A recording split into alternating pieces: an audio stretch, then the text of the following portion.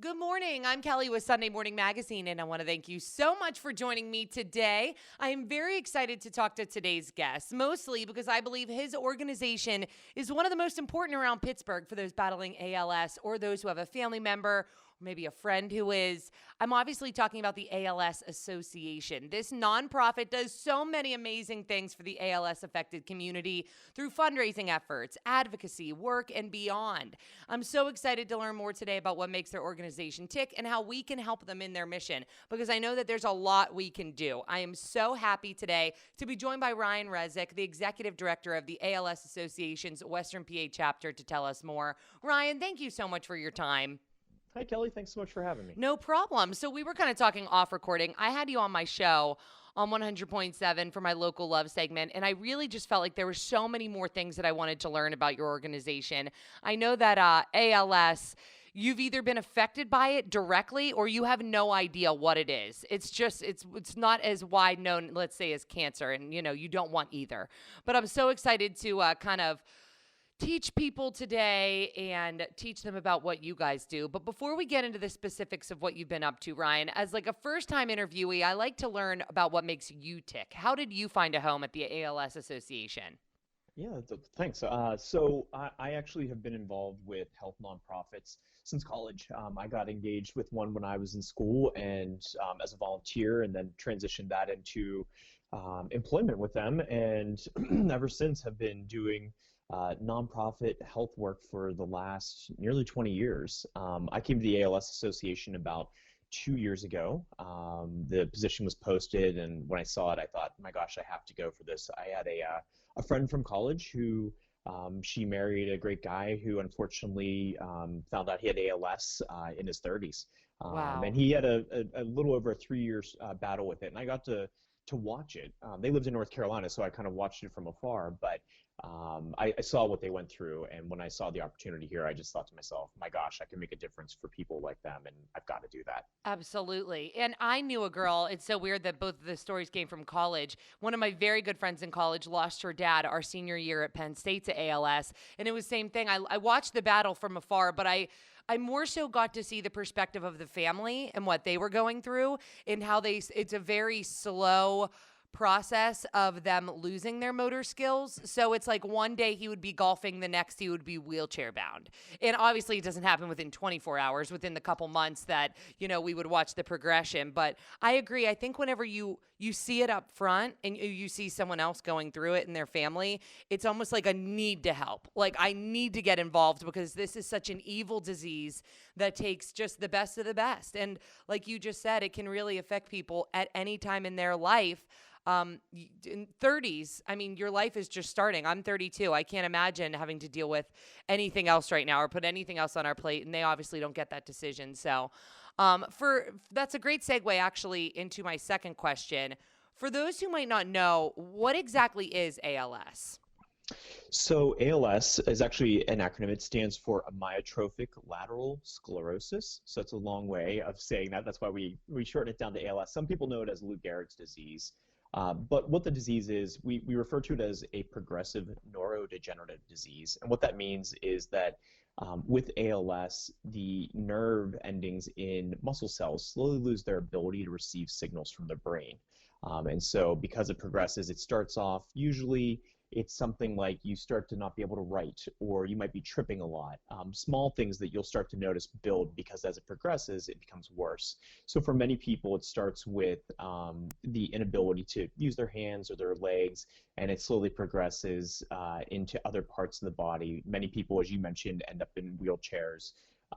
Ultimately, most people will end up losing the ability to speak. And for most, the final outcome is they lose the ability to breathe, which is what typically takes most people. The average person lives anywhere from 2 to 5 years from diagnosis with the disease. So like you said, it's slow, but it's dramatic in how quickly it progresses and the way that it exhibits its symptoms. Absolutely. And there is no cure for ALS. correct? There is currently no cure. However, it's a really exciting time. There is a lot going on in the area of research, and we have some high hopes for some things that are on the horizon in the very near future. That's fantastic. And I will say, everyone that I've seen, in my past that's dealt with ALS, I mean, this sneaks up on people because they have been like athletes. I mean, I've known a couple men to be just so active, and I think it's scary in that way, much like cancer, that it can come at any time and it can just take you. And I think that your organization is so important in that, this advocacy and this teaching people what it's all about will only raise awareness and hopefully more funds for the research and advocacy. It's a cycle. Right. And you actually bring up a really good point. At this point in time, we don't actually know what causes ALS for most people.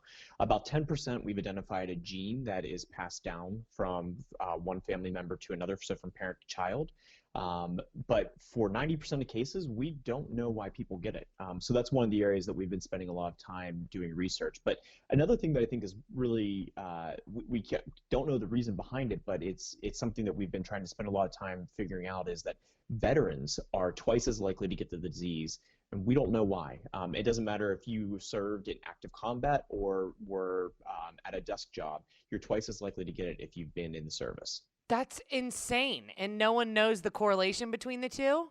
Not yet. We're really Right. hoping to find a way forward there and figure that out. But for that reason, the VA has a very strong interest in the disease, and oftentimes people who are veterans that get it get amazing care from the Veterans Administration Hospital. That's great. And as they should. I mean, wow, dealing with a lot there. But that's crazy that they didn't even need to be away from their desk, just enlisted in general. That percentage is high. And I'm glad, again, that you guys do have such a massive research division, because I think that obviously that's going to make huge strides in the future. Now, speaking about the research, what exactly is the mission of the ALS Association? Yeah, so our mission, as it's stated, is to discover treatments and cures for ALS and to serve, advocate for, and empower people affected by ALS to live their lives to their fullest. However, I like our vision statement a little bit better because I think it takes all of that and boils it down into a nice, easy sentence, which is our vision is to create a world without ALS. Amen. There you go. Simple as that. You're right. The vision statement, let's go with that.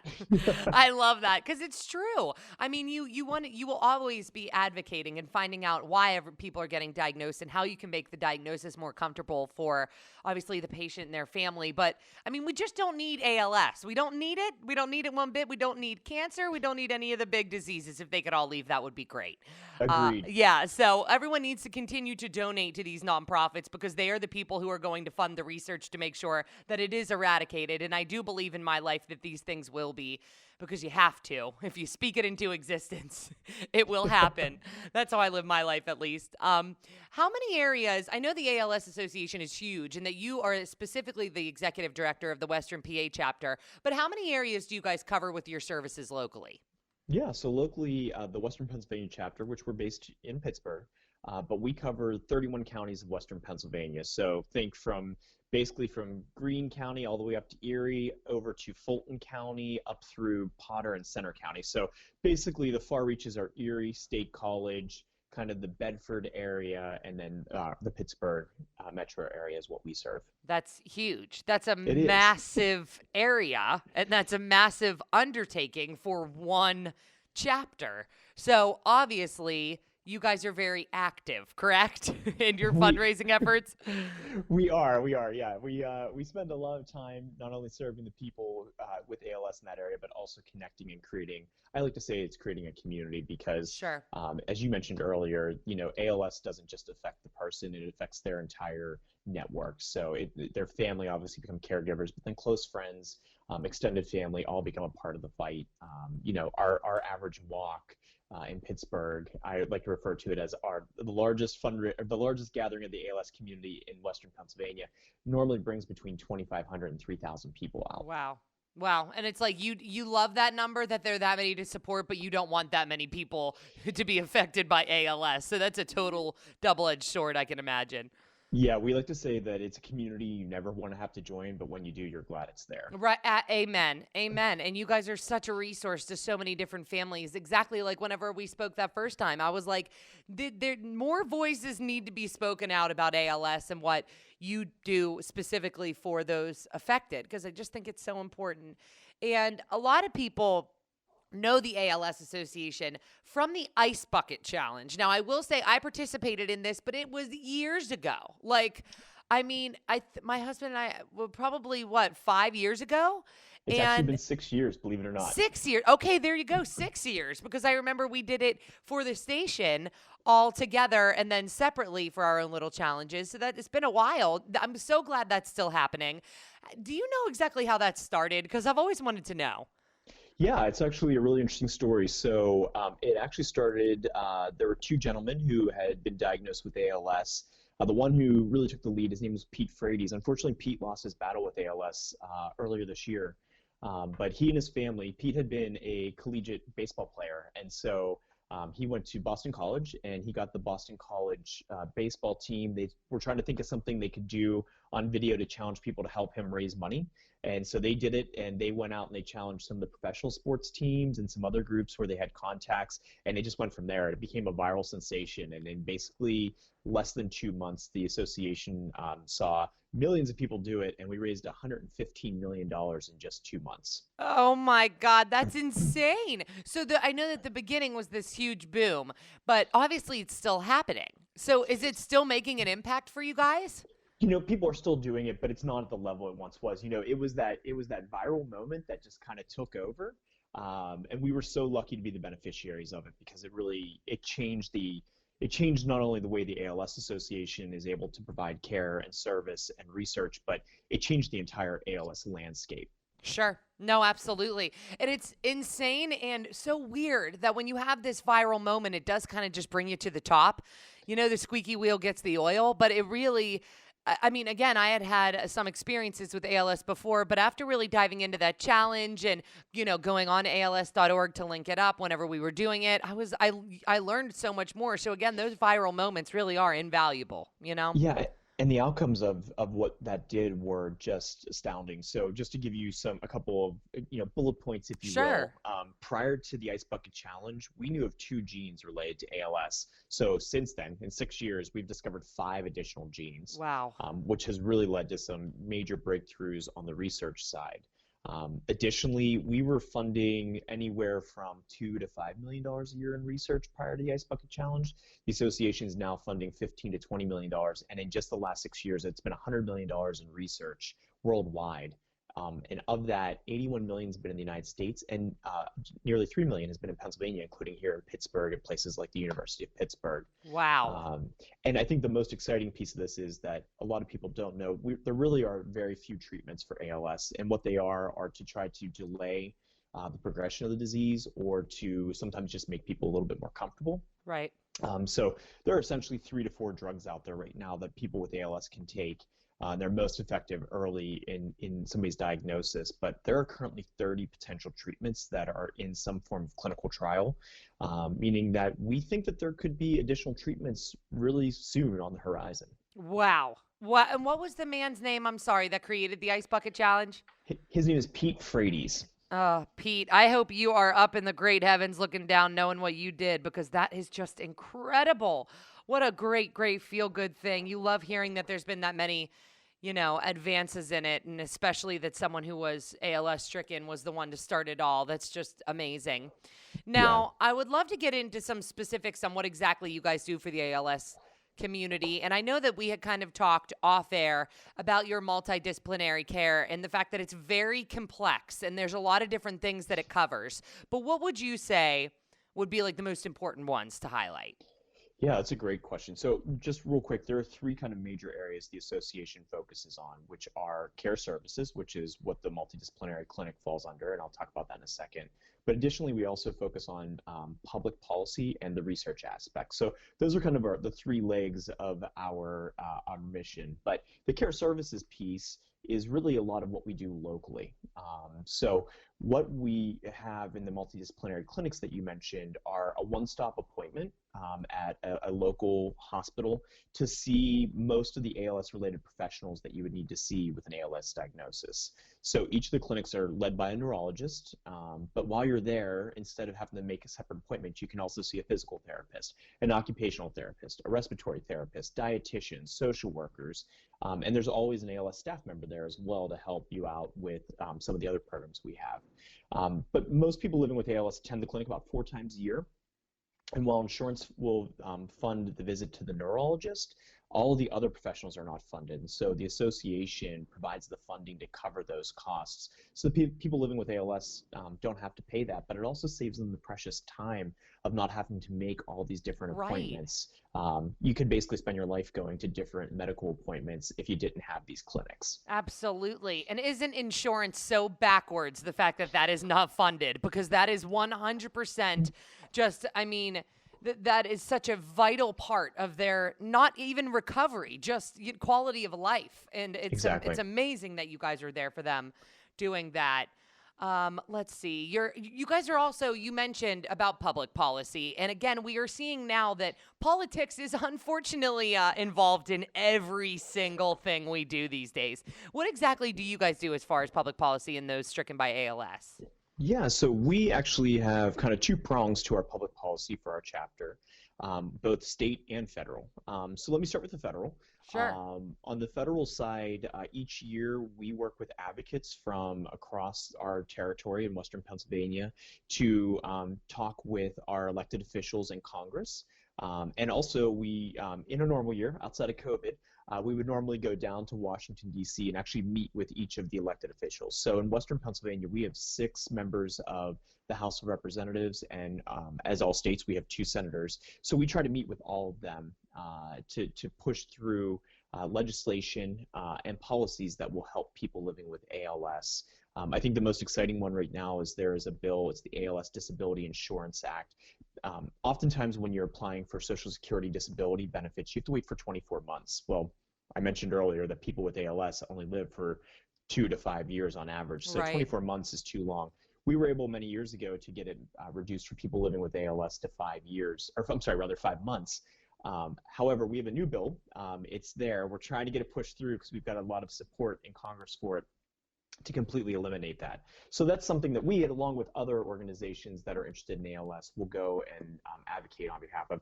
And the one thing I should just mention that I'm really proud of is that every one of our 6 congressmen here in Western Pennsylvania have signed on as a co-sponsor to that bill that I mentioned to you. So we've got a lot of really great support from our friends in Congress right now. So I'm really excited about that. Absolutely. And it's so important because, again, like I mentioned, these days, I'm 32 years old. Like, I'm not new to this.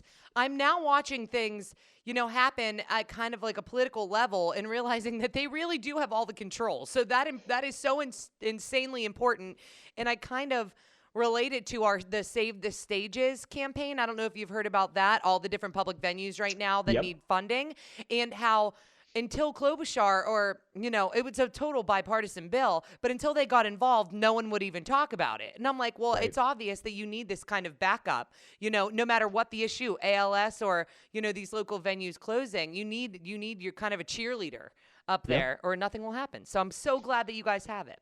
Yeah, we've been really blessed to have people who are supportive, and I think to your point, I think that particularly something like ALS, it's not a political issue. Not at all.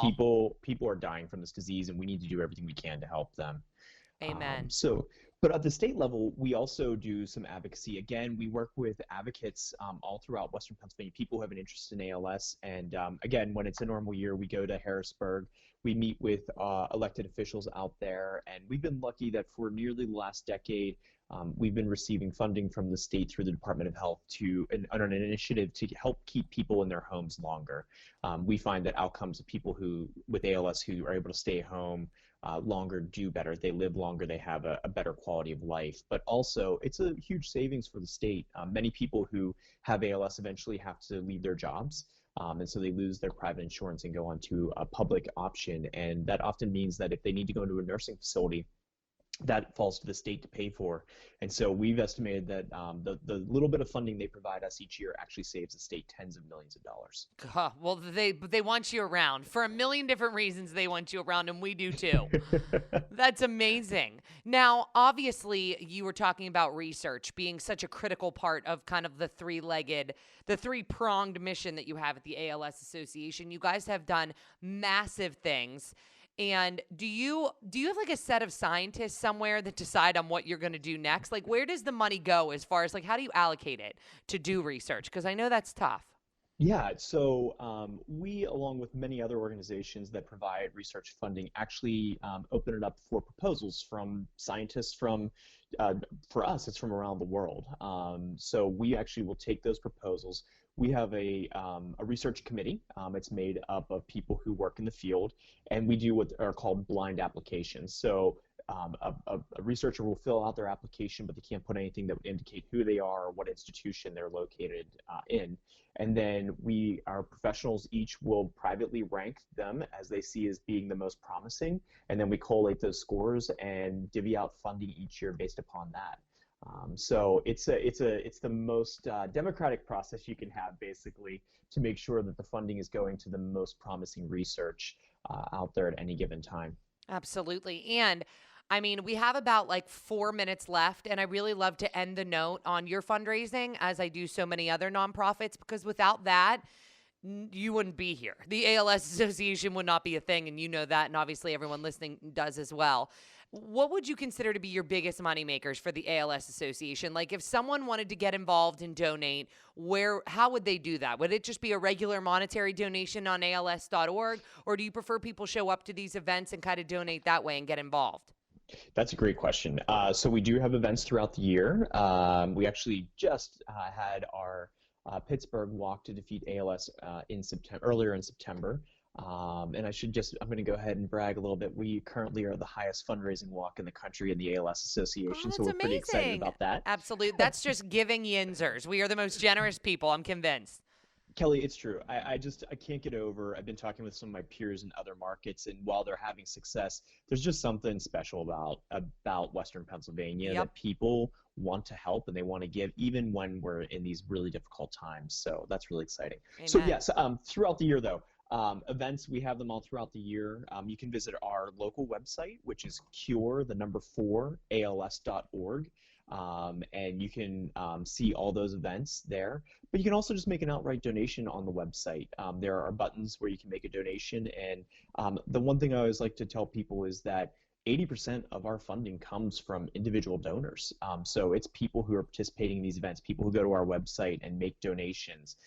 So it really is individuals who make the difference for people living with ALS.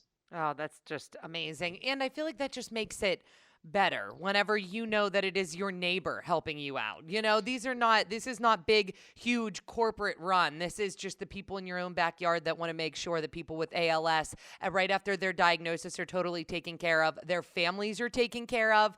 You know, that, again, these treatments that can delay, they're just delaying the inevitable. But if it means that they're keeping people on this earth 6 months to a year longer, I'll take it. I mean, God bless, if this would ever happen in my family, I'd want every hour more I could get back. And that's exactly what the ALS Association is doing for these people, and obviously your researchers. But we have about 2 minutes left, and I just wanted to know, are you guys hiring right now? Are you looking for people to join your team and help out? I know that it's a weird time, but I really want to get you guys as much help as possible. Thank you. I wish that we were. Actually, we did have an open social work position that we just filled. Okay, good. That's great.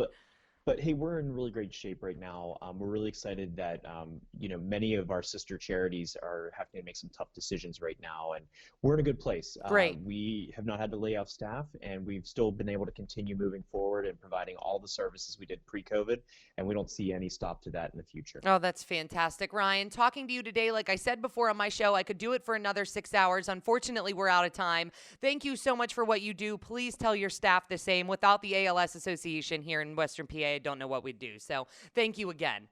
Thank you, Kelly. Really appreciate the opportunity. And thank you again for being such a big supporter of the ALS community. Always, always. Again, Ryan Reczek, the executive director of the ALS Association's Western PA chapter. I hope you learned a lot today on what exactly the ALS Association does and how you can help them continue on their mission, because it is a great one. If you want more info, again, cure4als.org. I'm Kelly with Sunday Morning Magazine. Have a great rest of your day, and thanks for listening.